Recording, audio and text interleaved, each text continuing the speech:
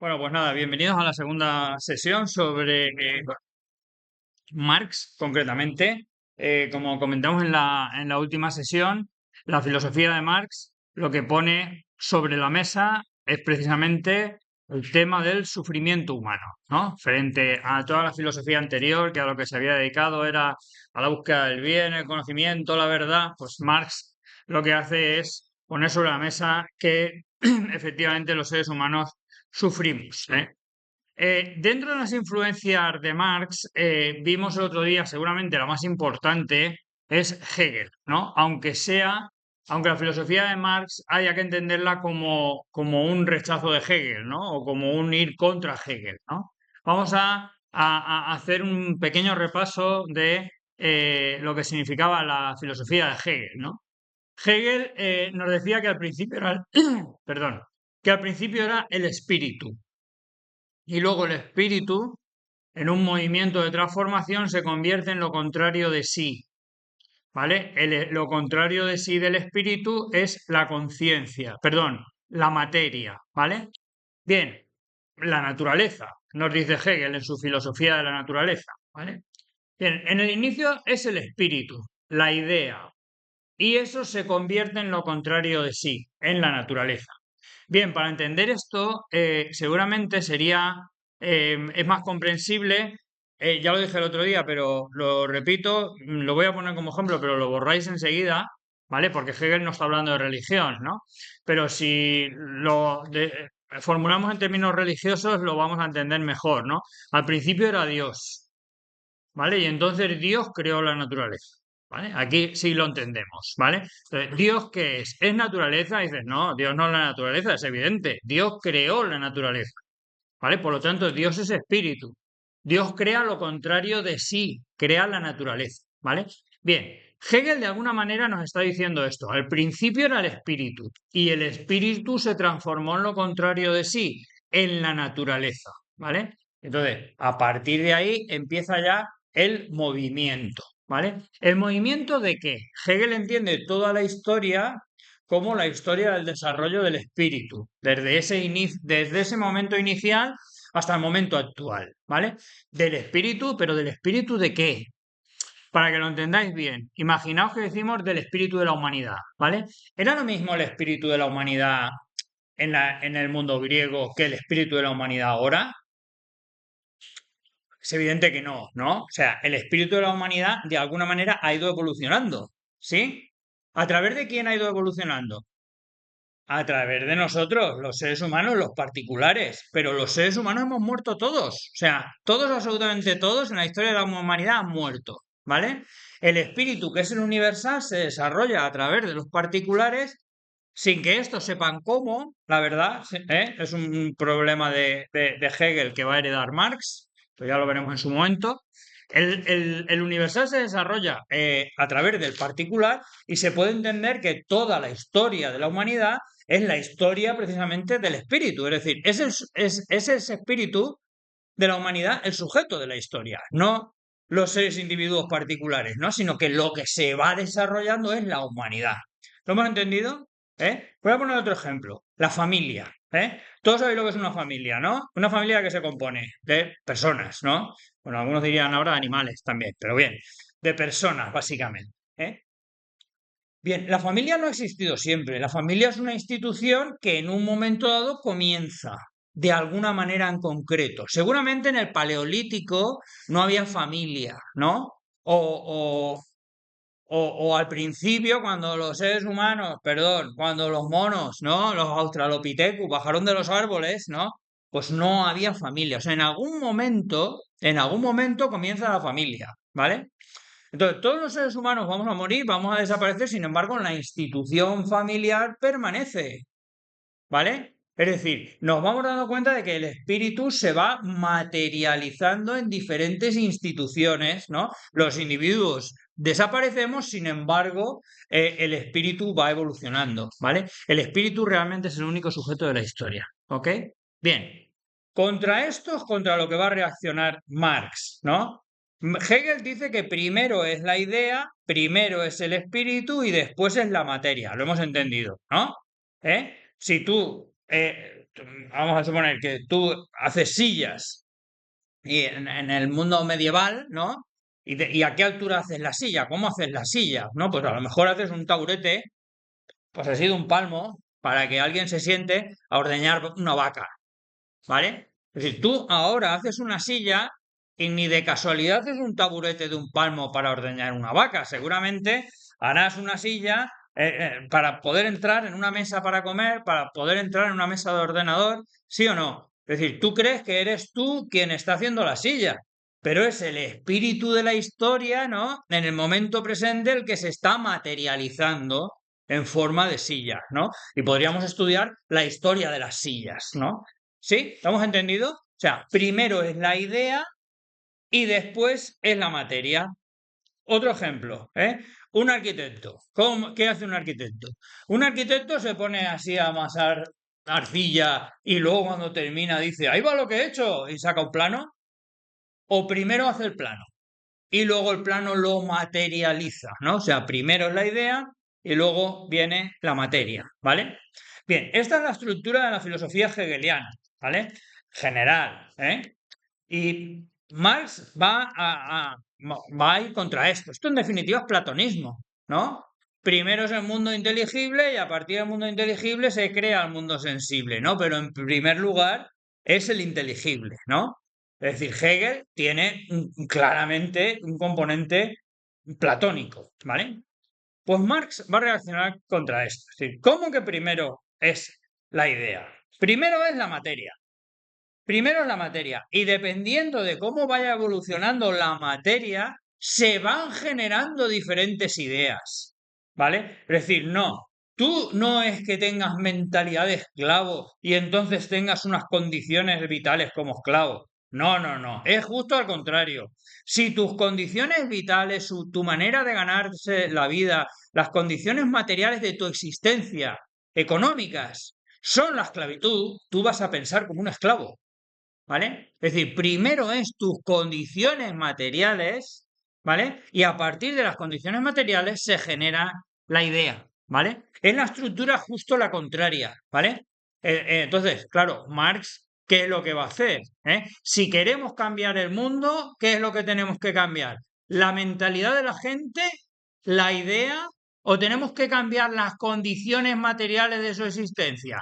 La economía.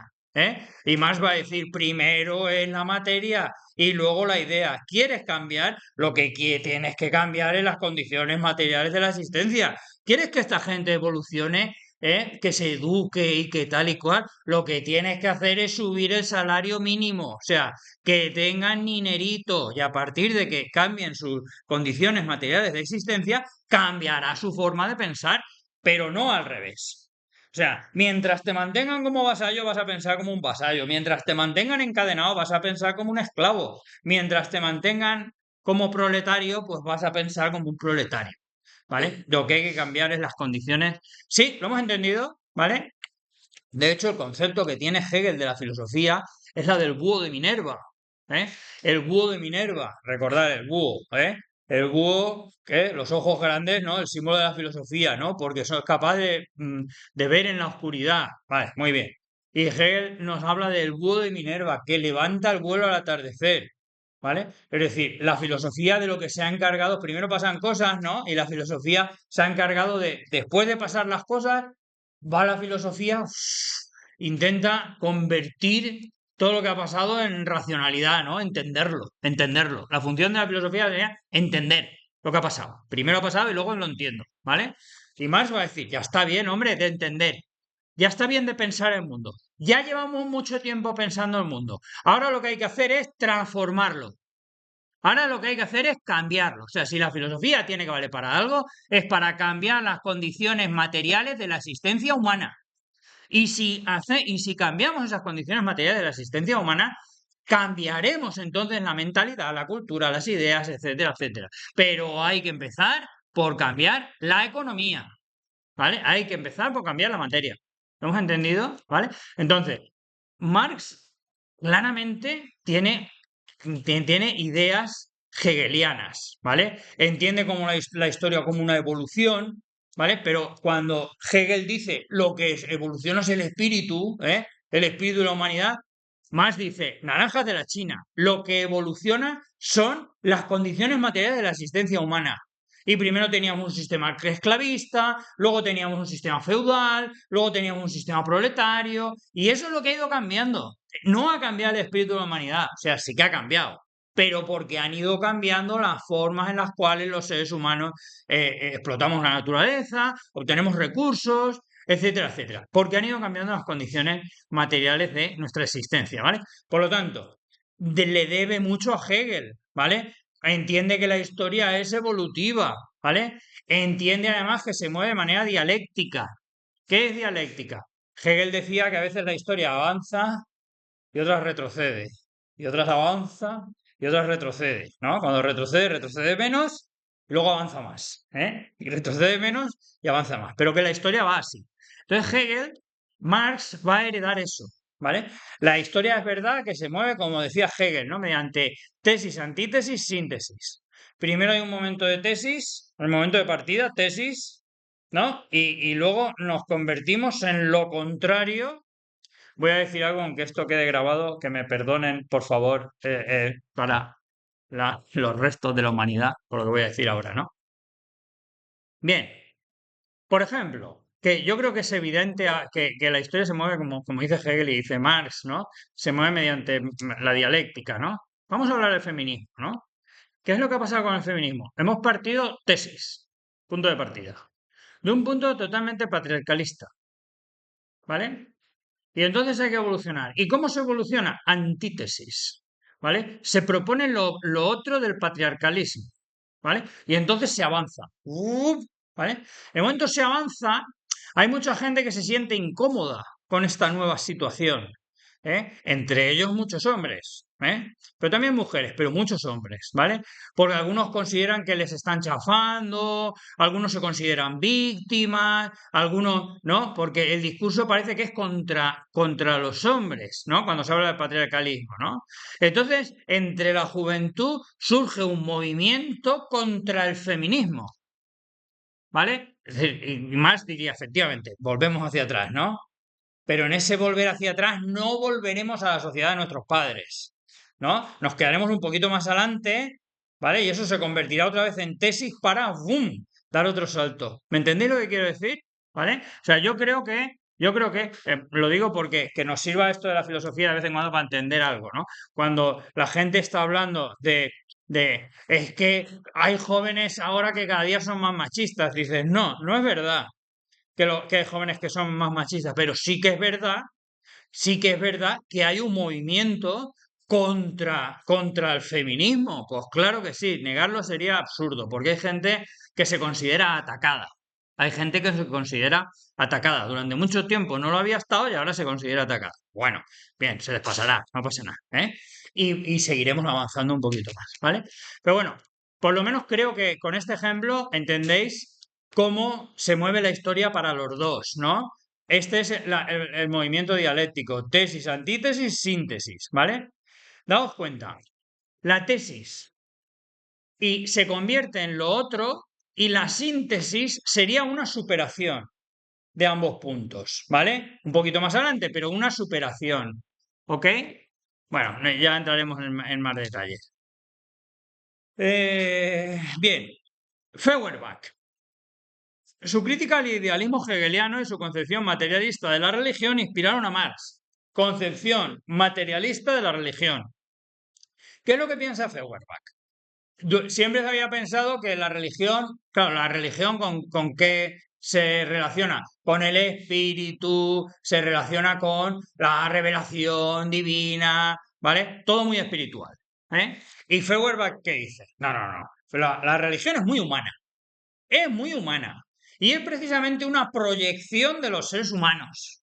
De los seres humanos, ¿vale? Que proyectan su yo, pues, sobre un dios o lo que sea, ¿vale? Es una concepción materialista de la religión, ¿vale? Los seres humanos tienen unos miedos, tienen unas necesidades, y entonces proyectan sus miedos y sus necesidades en forma de religión. Pero no tiene nada que ver ni con la espiritualidad, en el sentido de con otra vida, ni con... No, no, no.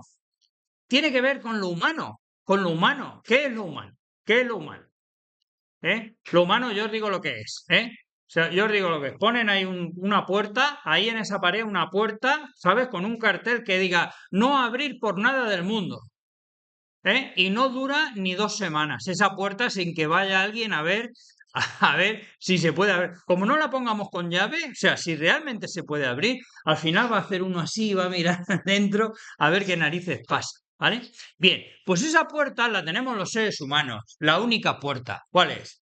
La muerte, ¿no? Y no sabemos si la vamos a atravesar. Bueno, sí, sabemos que vamos a llegar allí. Lo que no hay ninguno del otro lado, ¿no? ¿Y qué hay al otro lado?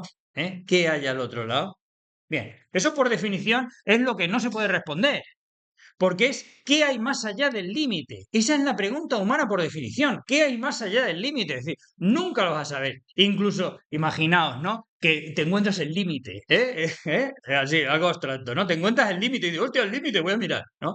Y te apoyas así, subes y miras al otro lado. Bien, esto en lo que te has apoyado ha dejado de ser el límite, ¿no? El límite ahora está más adelante. ¿Lo entendemos? Es como el horizonte, ¿vale? Los seres humanos queremos ver qué es lo que hay más allá del límite, pero eso por definición no puede ser, por definición, ¿no? Y entonces empieza la especulación, la especulación. Y eso es Dios, ya está. O sea, el miedo a la muerte, ¿no? A no saber qué hay detrás y a especular con proyección en una vida futura, ¿vale? Eso es lo que está diciendo Feuerbach, ¿no? Y eso es lo que va a influir mucho en Marx, ¿no? Es decir, la religión es una proyección de mis condiciones materiales. Si yo vivo como un desgraciado, sufriendo, yo necesito pensar en otro mundo donde mi vida no sea tan mierda, ¿vale? Y ahí está la religión, que cumple ese papel. No te preocupes que en la otra vida, bueno, la cosa va a ser de color de rosa, ¿vale? Bien. Feuerbach argumentaba que la religión es una proyección de la esencia humana, pero Marx llevó esta crítica más allá, al afirmar que no solo la religión, sino todas las ideas de los seres humanos, todas, o sea, toda la ideología, en general, es una proyección de las condiciones materiales de existencia. O sea, dependiendo de en qué sistema económico vivas y cuál es tu posición en ese sistema económico y dependiendo de si eres rico, si eres pobre, si eres tal, pues entonces se genera tu forma de pensar, ¿vale? ¿Sí o no? Toda la ideología es una proyección de esas condiciones materiales, no solo la religión, ¿no? Pero fue Feuerbach quien le abrió a Marx le abrió los ojos, ¿no? Esta idea, ¿no? La religión es una proyección de nuestras condiciones vitales como seres humanos, ¿vale? La ideología, una proyección de las condiciones materiales de la humanidad y la ideología imperante, en definitiva, una forma de dominación de clase. Una forma de dominación de clase. Ya lo veremos con más detenimiento.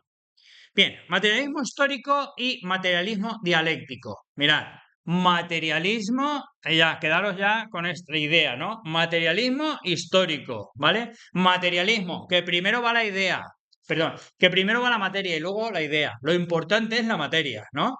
Bien, materialismo histórico.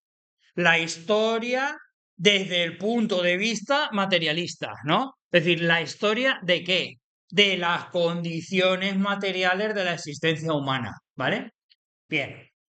Y ahora, materialismo y dialéctico, Materialismo, dialéctico, es decir, que la materia, ¿cómo evoluciona? ¿Cómo se mueve? De manera dialéctica, ¿vale? La materia, las condiciones materiales generan una tesis, un estado, a partir de ese estado aparece en su interior algo que lo niega y se convierte en lo otro, la antítesis, y luego se llega a una síntesis o superación de ambos estados, que pasan a convertirse otra vez en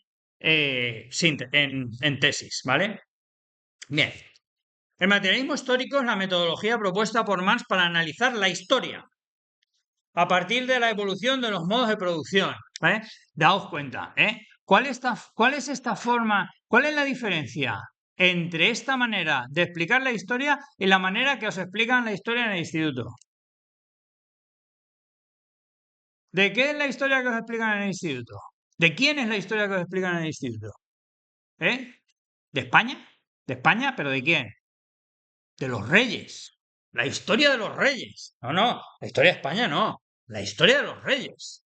¿Sí o no? ¿Eh? Y más nos decían, no, no, no, no, esa no es la verdadera historia. La historia en la historia de los sistemas económicos. Esa es la verdadera historia. ¿Vale? Lo que han ido cambiando son diversos sistemas económicos que han tenido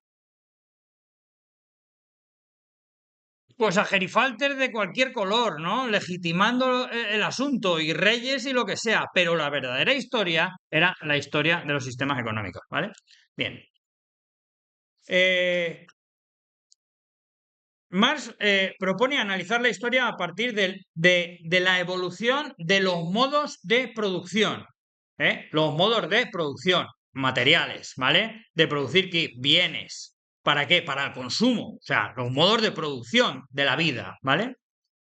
Y las relaciones que esto produce, relaciones de clase, ¿vale? ¿Por qué? Porque, bueno, el modo de producción esclavista. El modo de producción esclavista produce dos clases, ¿sí o no? La clase de los esclavos y las clases de los dueños de los esclavos, ¿sí? Son dos clases claramente diferentes, ¿no? Pues Marx nos dice, la historia es la historia de los modos de producción y de estas dos clases, que continuamente se están enfrentando, ¿vale? Bien, para Marx la historia no está determinada por las ideas, ni por supuesto por los reyes, ¿no? Sino por las condiciones materiales de existencia y la lucha entre estas clases, ¿no? De hecho, Marx acaba diciendo que el motor de la historia es la lucha de clases, ¿eh? Démonos cuenta de algo que es muy importante. Está metiendo la violencia por el medio. El motor de la historia es la violencia. La lucha de clases no es ni mucho menos algo simpático, ¿eh? Es lucha, lucha entre las dos clases, porque tienen intereses opuestos, porque los esclavos quieren acabar con los señoritos y los señoritos quieren esclavizar a los esclavos, ¿no? Faltaría más, vale. Bien. Materialismo dialéctico. El materialismo dialéctico, o sea, que la materia además se mueve según este sistema de tesis, antítesis, síntesis. El materialismo dialéctico, por su parte, es la aplicación de la dialéctica hegeliana, de la evolución del espíritu, pero aplicada ahora a la materia, ¿vale? En lugar de un desarrollo de las ideas, como en Hegel, que lo que se desarrollaba era el espíritu de la humanidad, ese era el sujeto de la historia, Marx y Engels, su compañero, sostiene que la realidad material es lo que se transforma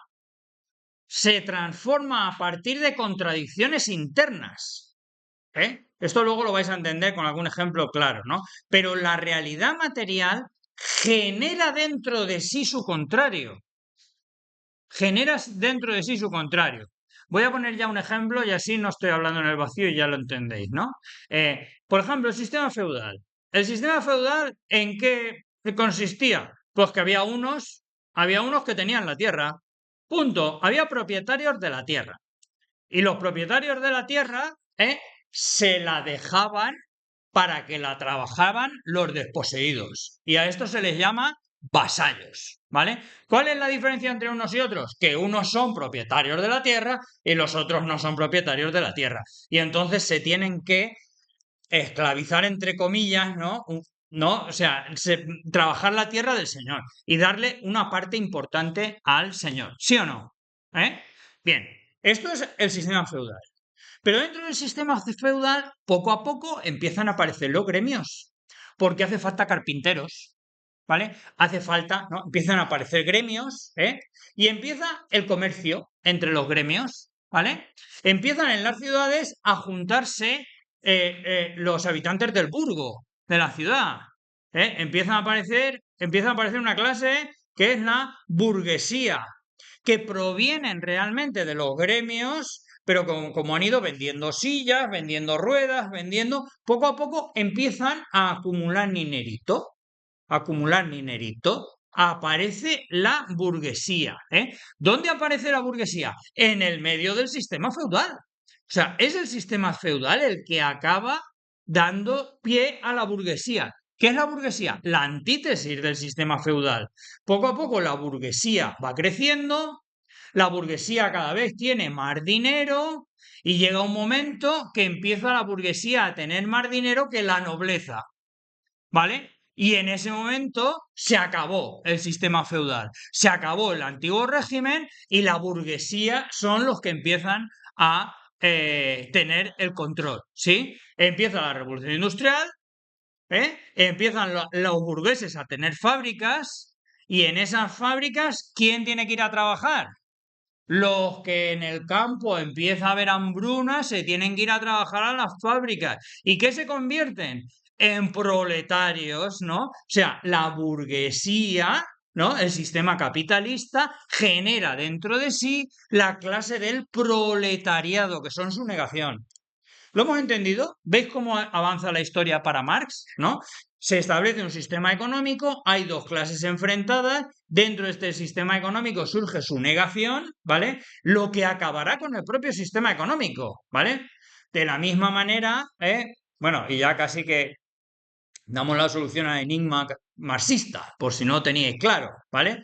La historia de los sistemas económicos ha ido evolucionando, generando dentro de sí el germen de su autodestrucción. Del feudalismo salió la burguesía, que destruyó el feudalismo y creó el capitalismo, donde surgió el proletariado, que acabará con el capitalismo. Y entonces surgirá una sociedad comunista, ¿vale? Es decir, en el sistema evolutivo marxista, el proletariado será la clase que mediante la lucha de clases acabe con el capitalismo, ¿vale? Bien, por lo tanto, Marx y Engels, como hemos dicho, sostienen que la realidad material se transforma mediante contradicciones internas que llevan a cambios históricos. La lucha de clases es la expresión de esta dinámica dialéctica en la sociedad. Por lo tanto, la sociedad se mueve a través de la lucha de clases. El proceso dialéctico, voy rápido porque ya os lo he explicado. El pensamiento marxista adopta el método dialéctico de Hegel, pero lo transforma en un proceso materialista, ¿vale? La materia, entendiendo por materia las condiciones materiales de la existencia humana, se mueve de manera dialéctica. La dialéctica marxista se basa en la contradicción entre fuerzas opuestas, cuya resolución genera un nuevo estado de cosas, ¿vale? Tesis, antítesis, síntesis, ¿vale? Démonos cuenta, en el ejemplo que acabamos de poner. El señorito, la tesis.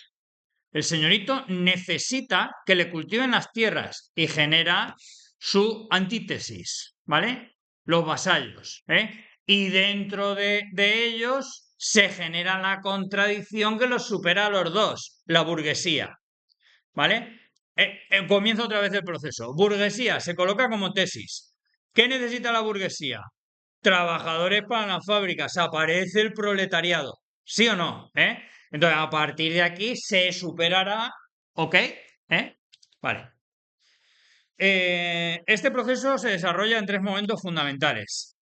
Tesis, el estado inicial de la realidad social y económica. Antítesis, fuerzas contrarias que surgen en respuesta a esa tesis. O sea, en respuesta en todos los momentos de la historia, O sea, en la época de la esclavitud surgió su antítesis, del feudalismo surgió su antítesis, del capitalismo surge su antítesis. Y por último, síntesis, superación del conflicto en una nueva estructura socioeconómica. Este proceso explica el cambio histórico como resultado de contradicciones internas en la sociedad, ¿vale? La sociedad siempre tiene contradicciones internas y os voy a decir yo cuál es la contradicción fundamental por si no os habéis dado cuenta. Hay dos tipos solo hay dos clases, por mucho que más diga, los que tienen y los que no tienen. Punto. Ya está. El mundo se divide en estos dos tipos de personas, los que tienen y los que no tienen. Y esos siempre, siempre, siempre están en lucha.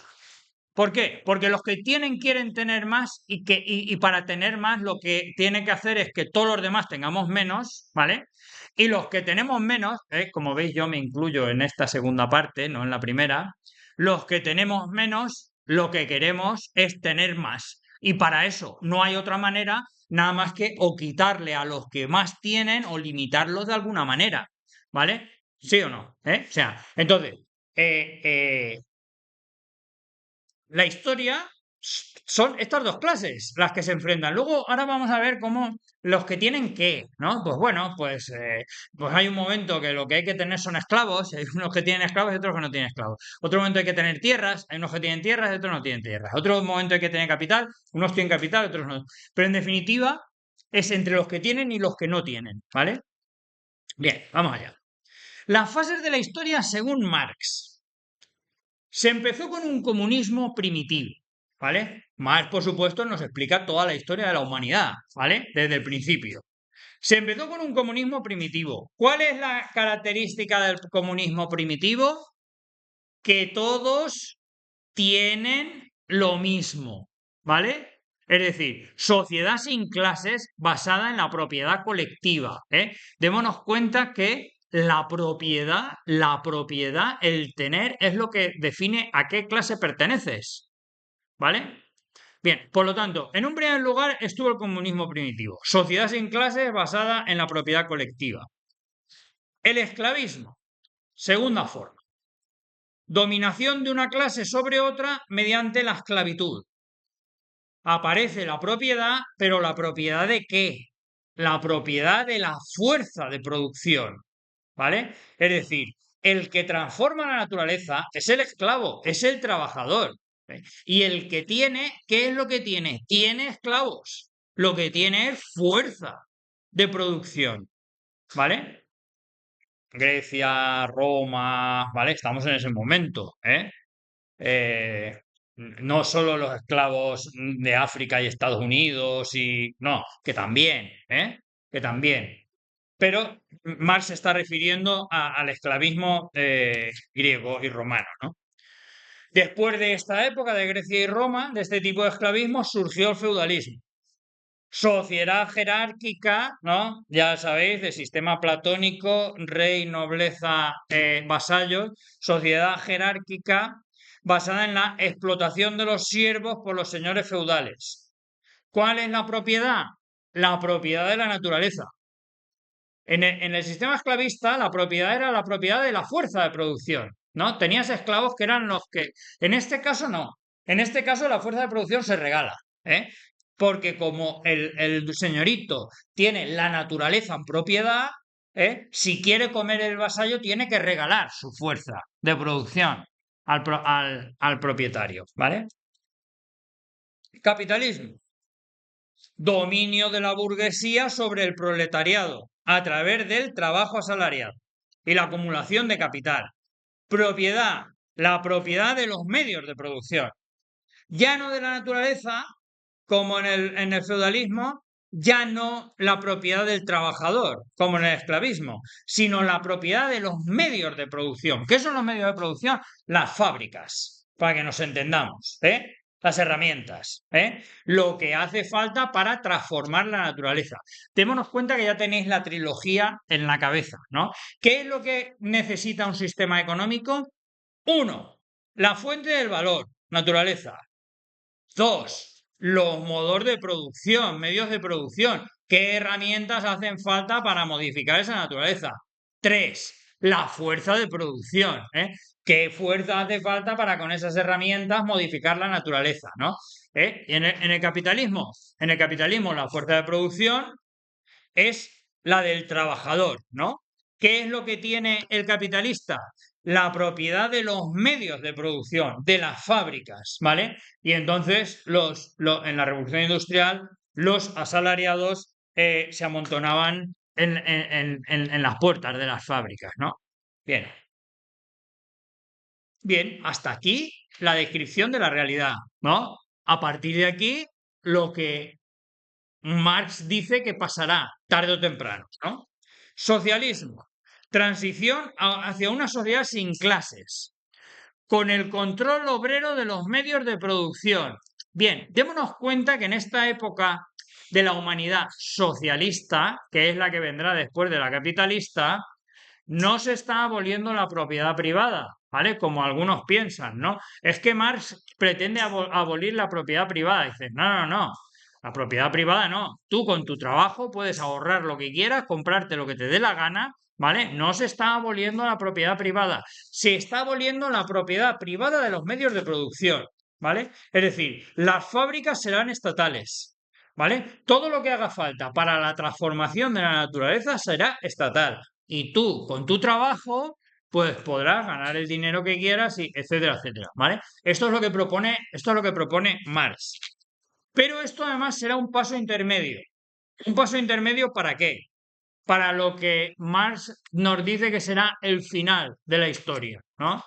Ha habido muchos finales de la historia, ¿no? Podríamos hacer un final, un final del final de la historia. Bueno, eh, el comunismo, el último tipo de sociedad. Sociedad sin clases ni explotación, donde en la propiedad privada total será abolida y los bienes se distribuirán según necesidades, ¿no?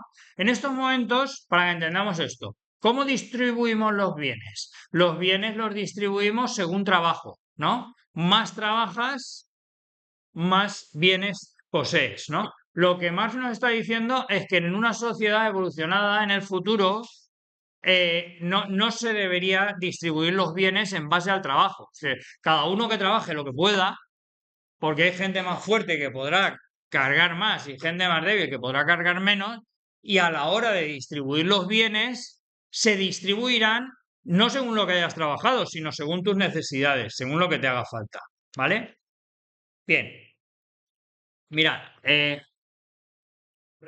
Pero la idea de la lucha de clases no era de toda la paradoja de Aquiles y la tortuga. ¿a la qué? A la paradoja de Aquiles y la tortuga. ¿Por qué? Si decimos que la mochila es el inicio, entonces es el final, entonces se avanza tesis, antítesis, retrocede, punto medio. Y así continuamente, nunca llegarás No, siempre. no, pues, pero punto medio, pero es una superación del siguiente. Pero nunca llegas. Sí, o sea, la historia va avanzando. Ya, Avanza, retrocede un poco y avanza más, retrocede un poco y avanza más, retrocede un poco y avanza más. En la paradoja de la tortuga y Aquiles, que es la paradoja del cálculo diferencial, la tortuga avanza a la mitad del camino. Y en la siguiente avanza a la mitad del camino. Y en la siguiente avanza a la mitad del camino. Es decir, no va a llegar nunca. Pero aquí no. Aquí cada vez que se avanza se supera el punto. ¿Vale? Mirad, solo os voy a decir una cosa. Al final, el comunismo es evidente que, bueno, no voy a hablar de triunfo y fracaso en nuestra sociedad, pero es verdad que las materializaciones pragmáticas de los sistemas comunistas no parece que históricamente hayan triunfado sobre el capitalismo. Digo, no parece, ¿eh? No, o sea, no, seguimos teniendo como comunista a China, que tiene como aliado a Rusia. O sea, la partida no ha terminado aún, ¿eh? Pero sí que es verdad que hay más o menos se ha ido imponiendo el capitalismo a nivel mundial, ¿vale? Pero sí que tenemos algunos residuos de este tipo de pensamiento en nuestro mundo, ¿no? Quiero que penséis, por ejemplo, en la seguridad social, ¿vale? En la seguridad social. Puede que leyendo esto así nos parezca raro, ¿no? Es decir, la propiedad privada es abolida, los bienes se distribuyen según sus necesidades. Dice, uy, qué morro. Y a cada uno darle lo que le necesite, y independientemente de lo que haya trabajado.